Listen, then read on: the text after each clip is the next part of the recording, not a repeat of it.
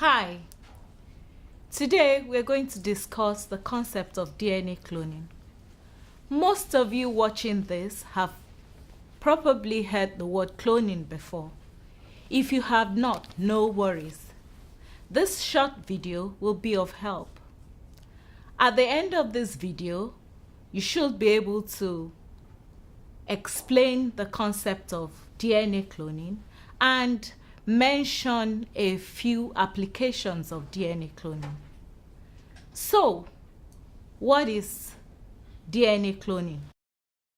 Simply put, making multiple identical copies of a desired fragment of DNA. How can we achieve this? Firstly, you need to obtain the DNA of interest. This can be from microorganisms, plants, animals, or humans. But in this video, we're obtaining our gene of interest from human cells. We're going to walk through the example of cloning the gene coding for insulin hormone. The first step is to extract and purify the genomic DNA. The extracted DNA contains our insulin gene plus a lot of other sequences that we're not really interested in. So an important step is to isolate the insulin gene from the bulk DNA by digesting it using restriction enzymes, in this case EcoR1. Let me take a few minutes to discuss the mode of action of this restriction enzyme. EcoR1 recognizes and cuts the DNA molecule having a particular sequence, which is GAA-TTC. The restriction enzyme makes one cut between the G and A in each of the DNA strands. The result is the formation of sticky ends due to the overhangs.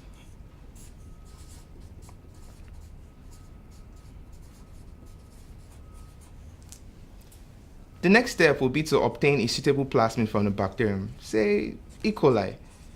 Plasmids are double-stranded circular DNA molecules capable of self-replication. Typical plasmid contains an origin of replication, which is used to initiate replication, then a multiple cloning site, which is where restriction enzymes can cut, and an antibiotics resistant gene. The extracted plasmid is then digested with the same restriction enzyme used to digest the bulk DNA, that is, EcoR1. This creates sticky ends. We join the digested gene sequence to the digested plasmid using special enzymes called ligase.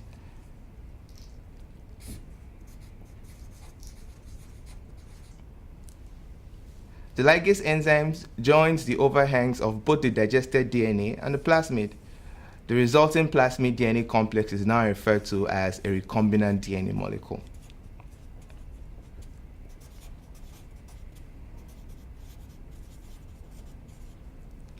The next step is to introduce the recombinant DNA molecule into a suitable host, which in most cases is the bacterium E. coli. And to facilitate the entry of the recombinant DNA into the host bacterium, we create temporary holes in the membrane of the bacterium, allowing the easy passage of the recombinant DNA into the cell. The bacteria containing the recombinant DNA are called recombinant bacteria.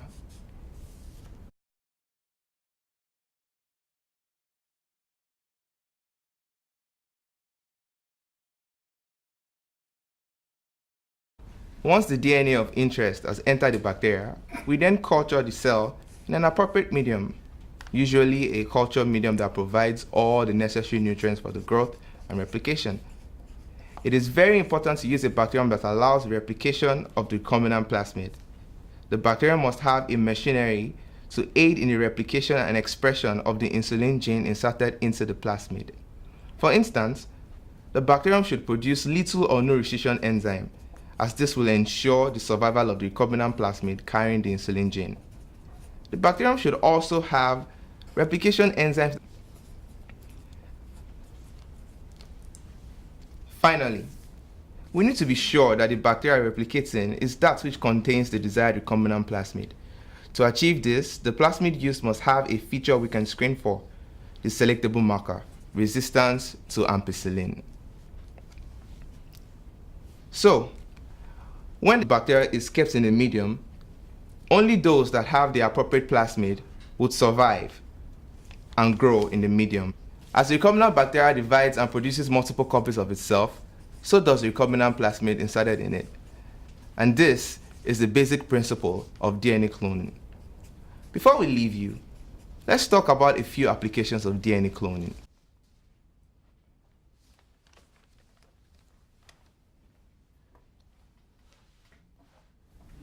The applications of DNA cloning are vast.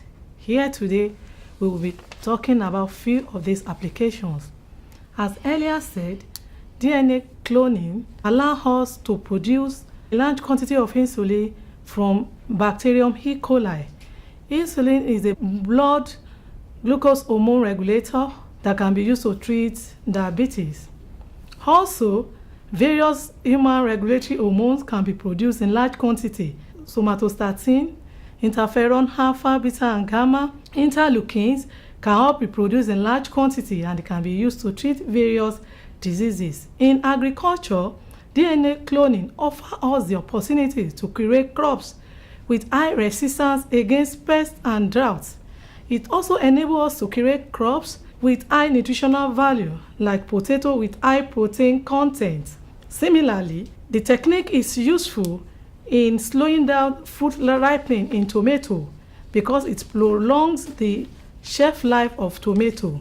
Again, in medicine, it is interesting to know that DNA cloning technique is used in gene therapy to correct defective genes that are associated with development of diseases.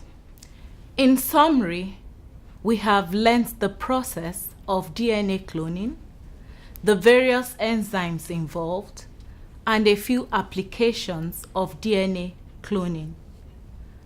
We hope that you have found this educational and you had fun watching this. From all of us, bye.